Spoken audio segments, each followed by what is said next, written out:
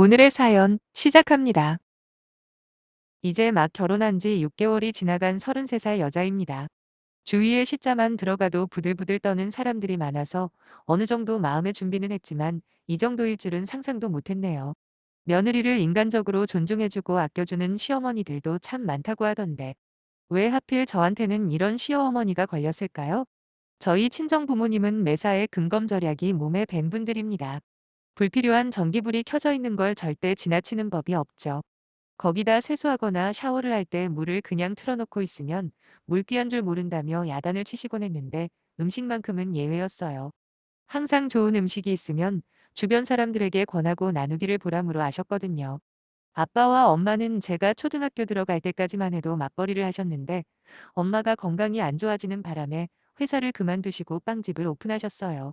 어렵게 시작한 빵집이니만큼 엄마는 열심히 운영을 하셨고 금방 제궤도에 올라 든든한 수입원이 되었답니다. 엄마는 늘 아침이면 갖고 온 빵의 일부를 가게 앞에 내놓으셨는데 그 이유는 형편이 어려운 학생들이나 어르신들이 부담 없이 가져가시라는 뜻이었습니다. 그런 엄마를 아빠 또한 응원해 주셨고 저 역시도 어릴 때부터 다른 사람들과 나누는 기쁨을 배울 수 있었어요. 성품 좋으신 부모님 밑에서 넘치는 사랑을 받고 자란 저는 여대를 졸업하고 어느 정도 탄탄한 모기업에 취직을 했습니다. 사실 제빵 쪽으로 나가서 부모님 가게를 물려받을까도 생각 안 해본 건 아니지만 결정적으로 제가 음식에는 똥손이라 일찌감치 포기했죠. 거기다 크건 작건 사업이 얼마나 어려운지도 알았기 때문에 저는 차라리 월급 받는 회사 생활에 더 매력을 느꼈습니다. 입사 후 2년 정도 지나 회사 생활이 제법 손에 익었을 때쯤 하루는 같이 일하는 동료가 어학원에 다녀지 않겠냐고 묻더라고요. 대부분 회사들이 그렇겠지만 저희 회사는 특히 진급할 때 조건들이 매우 까다로웠는데 그중에 가장 통과하기 어려운 게 바로 영어 점수였습니다. 토익 900점은 돼야 다음 진급 자격이 주어지는데 저뿐만 아니라 다들 영어 점수 때문에 진급 때만 되면 골머리를 썩곤 했죠. 회사 일도 어느 정도 익숙해졌겠다. 마침 여가 시간에 뭘 할까 고민 중이던 저는 흔쾌히 동료의 제안을 받아들였고 그렇게 저희 둘은 회사 근처에 있는 토익 학원을 다니기 시작했어요. 그리고 그곳에서 남편을 만나게 된 거죠. 남편은 저희를 가르치던 강사님이었어요. 당시에 저희를 포함해 총 10명의 직장인이 한 반에 있었고요. 보아하니 저처럼 다른 사람들도 퇴근 후에 저녁 먹을 틈도 없이 바로 학원으로 오는 것 같더라고요. 그래서 저는 가끔씩 저희 엄마가 만드신 빵을 가져가곤 했는데 나중에 남편이 그러는 겁니다. 그때부터 저한테 반했다고요. 요즘처럼 각박한 세상에서 남들에게 베풀 줄 아는 사람 만나기가 얼마나 어렵냐고 하면서 몇 개월 후에 남편은 제게 정식으로 데이트 신청을 해왔어요. 솔직히 말하면 남편이 저한테 호감이 있다는 건 어느 정도 예상하고 있었습니다. 저도 남편에게 관심이 있었고요. 그렇게 몇 번의 데이트를 기점으로 저희는 바로 연인 사이가 되었네요. 남편 같은 경우에는 서울 모 유명 대학에서 석사까지 마친 뒤 취업을 준비 중이더라고요. 학원은 용돈벌이로 다니고 있다고 하는데 처음에는 조금 망설여지는 부분도 없지 않았습니다.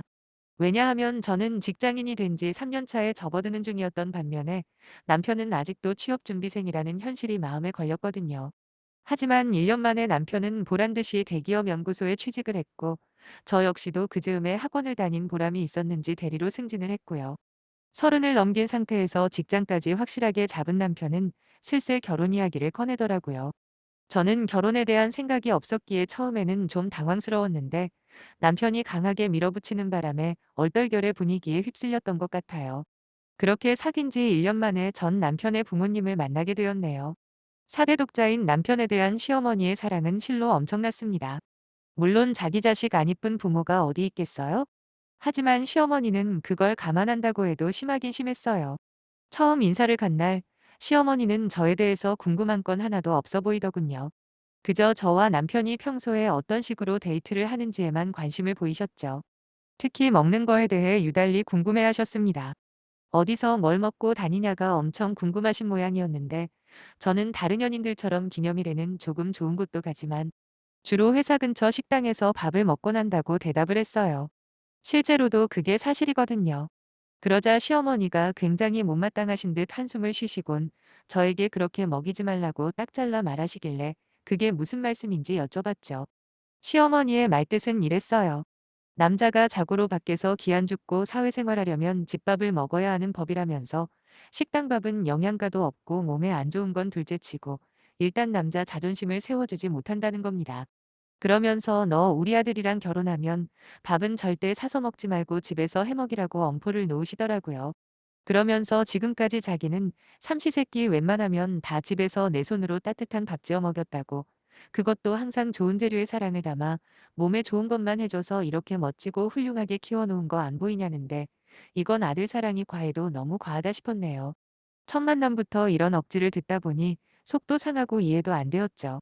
지금 생각해보면 당장이라도 박차고 나왔어야 했는데 바보같이 그러질 못했어요.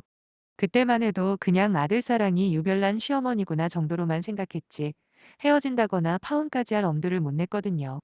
그냥 시어머니에게 알겠다고 말씀드리니 시어머니는 만족하신 듯 절 정말 며느리감으로 생각해서 그렇게 말하는 거라고 명심하라는 말로 마무리를 지으시더군요.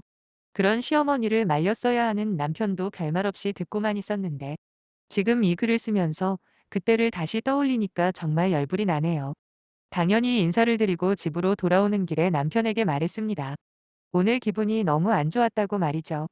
그러자 남편은 시어머니 앞에서는 아무 말도 못하더니 그제서야 미안하다고 사과를 하며 자기가 사대 독자라서 어릴 때부터 시어머니가 매사에 예민하게 반응하신다고 하더군요. 그러면서 계속해서 미안하다고 하는데 어쩌겠어요. 이미 주위에 결혼한다고 말을 다 해놓은 상태고 남편 말대로 사대 독자면 그럴 수도 있겠다 싶어 결혼은 계획대로 진행하기로 했습니다. 그 후로 두 번인가 더 찾아뵈었지만 다행히도 첫 만남처럼 말도 안 되는 이야기는 안 하시더라고요. 대신 식사 때 음식 가지고 마음 상한 적은 있는데 자세히는 쓰지 않을게요. 대충 말씀드리자면 맛있는 반찬은 남편 앞으로 밀어놓는다던가 한 번은 소고기 묵국을 준비하신 적이 있는데 남편 묵국에는 국물 반 고기 반이었다면 제 거에는 무밖에 없는 뭐 그런 일들이요. 하지만 결혼하면 따로 살기로 했었기 때문에 나만 무시하고 참으면 된다는 생각으로 넘겨버렸어요. 저희가 사는 집이 시가와 차로 30분이 넘는 거리에 있었거든요. 저희 부모님과는 달리 시어머니가 혼자셨고 남편이 그런 시어머니를 두고 멀리 못 가겠다고 처음에 고집을 부렸지만 어차피 제가 다니는 회사나 남편 연구소가 시가와 제법 멀었기 때문에 최대한 근처에 잡은 게 저 위치입니다. 하지만 제가 잘못 판단한 게 있었어요. 그건 바로 시어머니가 운전을 할 줄 아신다는 겁니다. 저희가 결혼하자마자 경차를 사신 시어머니가 저희 신혼집으로 자주 방문을 하시더라고요.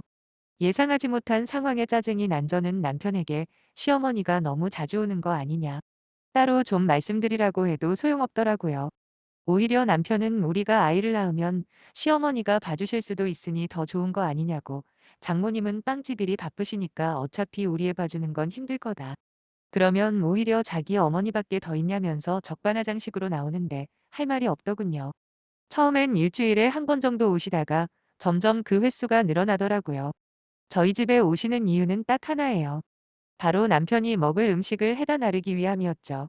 물론 저희 친정엄마도 저랑 남편이 좋아하는 반찬을 해서 가져다 주시긴 하지만 그래봐야 보통 한 달에 한두 번이 전부였다면 시어머니 같은 경우에는 거짓말 조금 보태서 아예 삼시세끼를 해서 가져다 주시는 수준입니다. 속사정을 모르는 사람들은 저더러 얼마나 편하겠냐 그런 시어머니 또 없다며 저를 부러워하지만 실상은 정말 빈정상하고 또 얼마나 치사한지 모릅니다. 왜냐면 반찬을 항상 모자르게 가지고 오시거든요. 좀 넉넉한 1인분이라고 하면 상상이 가실까요? 항상 둘이서 나눠 먹기에는 정말 애매한 양으로 가져다 주시는데 국이나 찌개를 해서 주실 때도 남편 거랑 제 거를 꼭 구분해서 담아다 주십니다. 물론 남편 거와 제 거는 표시를 해놔서 헷갈리지 않게 말이죠. 한 번은 닭죽을 해오셨습니다. 근데 제 거는 정말 푹 퍼진 밥알만 가득한데 남편 닭죽에는 고기 건더기가 한 숟가락 들 때마다 가득가득 하더라고요. 그래서 기분 나빠진 제가 왜 제 거에는 고기가 없냐고 물어보니 시어머니는 조금의 망설임도 없이 제가 요즘 살찐 것 같아서 일부러 고기는 뺐다고 하는데 참나 어이가 없더라고요. 살면서 살쪘다는 소리는 처음 들어봤거든요. 저요. 키 165에 50kg 안 넘습니다. 거기다 닭곰탕도 아니고 고기를 잘게 찢어 넣은 닭죽 아닙니까? 근데 그 와중에 고기 건더기를 일부러 골라냈다는 사실이 더 놀랍더라고요. 정말 며느리에게 고기 한 점도 안 주려는 그 집념이 대단하다고 느낄 정도였네요. 또 한 번은 김치전을 부쳐 오셨는데 남편 김치전에는 김치랑 돼지고기가 무슨 피자 토핑 마냥 잔뜩 올라가 있는 반면 제 거는 말 그대로 벌건 밀가루 반죽을 붙여온 수준이었다니까요. 이런 말도 안 되는 상황에서도 제가 버틸 수 있었던 가장 큰 이유는 시어머니가 해주는 음식 가짓수에 비해 음식 솜씨가 많이 없는 편이라는 겁니다. 몇 가지 음식들을 제외하고는 정말 맛이 없습니다. 그건 저만 느끼는 게 아닌 것 같더라고요. 남편도 시어머니가 보고 계시는 상황이면 맛있게 먹는 척 연기를 하곤 했지만 이내 아무도 안 보면 먹는 척만 하다 바로 버리기 일쑤였죠. 그런데 엊그저께 정말 이혼이라는 선택을 하지 않을 수밖에 없는 일이 생겼습니다. 그날은 아침에 일어나자마자 몸 상태가 딱 안 좋은 게 느껴지더군요. 아마도 전날 야근으로 무리하는 바람에 몸살에 걸린 모양인데 이미 남편은 출근한 상황이라 저 혼자 겨우겨우 약을 챙겨 먹으려 했어요. 하지만 빈속에 먹을 수는 없는 노릇이라 어떻게 할까 고민하던 와중에 마침 시어머니가 저번에 가져오신 소고기죽이 떠오르더라고요. 저번에 남편이 입맛이 없다는 말에 바로 시어머니가 해주신 건데 딱 1인분만 해주셨거든요.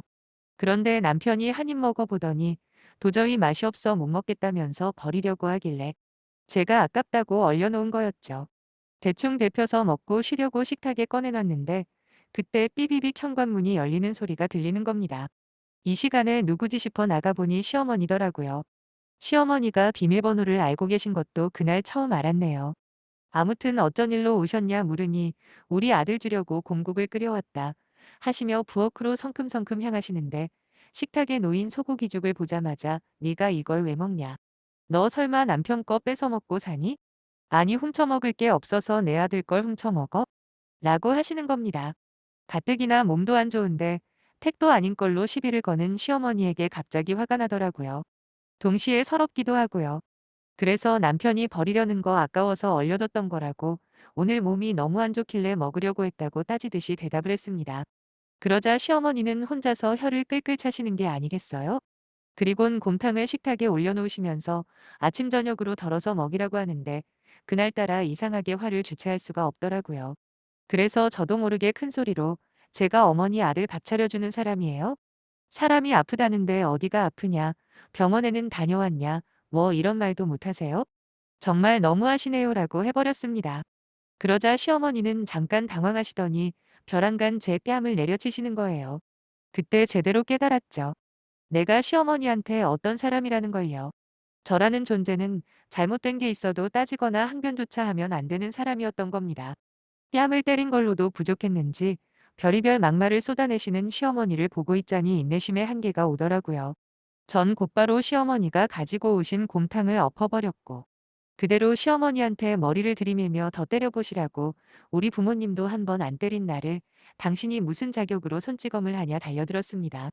늘 고분고분하던 제가 반미치광이처럼 돌변하니 시어머니는 놀래서는 곧바로 남편에게 전화를 하더라고요.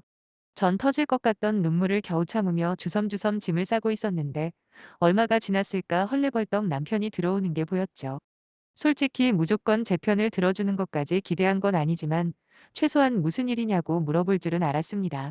하지만 시어머니에게 이미 상황을 전해 들었는지 들어오자마자 남편은 제게 달려오더니 저보고 미쳤냐고 어디 대들 사람이 없어서 시어머니한테 대드냐며 저를 죽일 듯이 노려보더군요.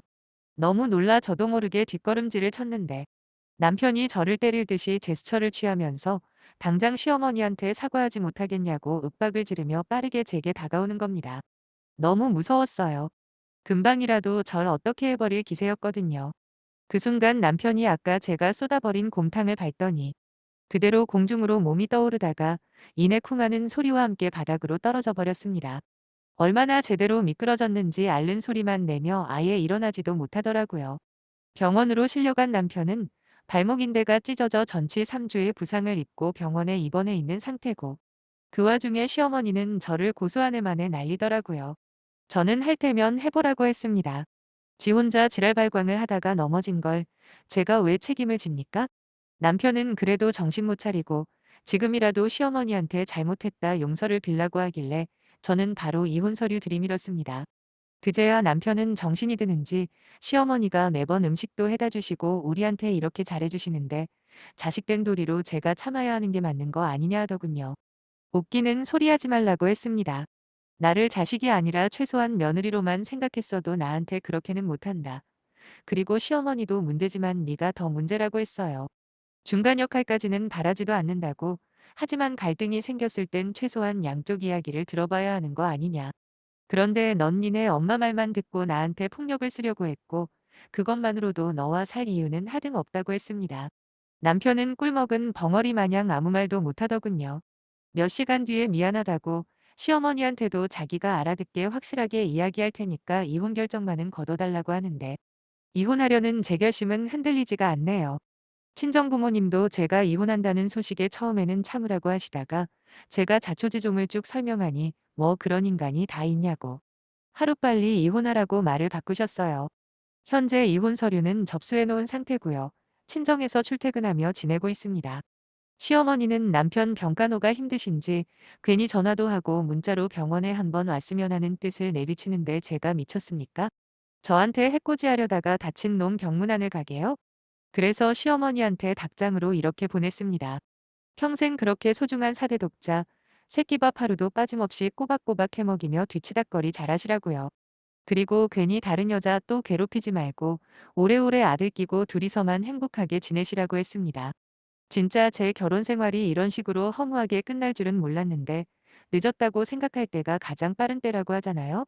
1차적으로는 지금 진행 중인 이혼 제대로 마무리하고 지금부터라도 새 인생 시작해봐야겠죠. 많은 응원 부탁드려요. 감사합니다.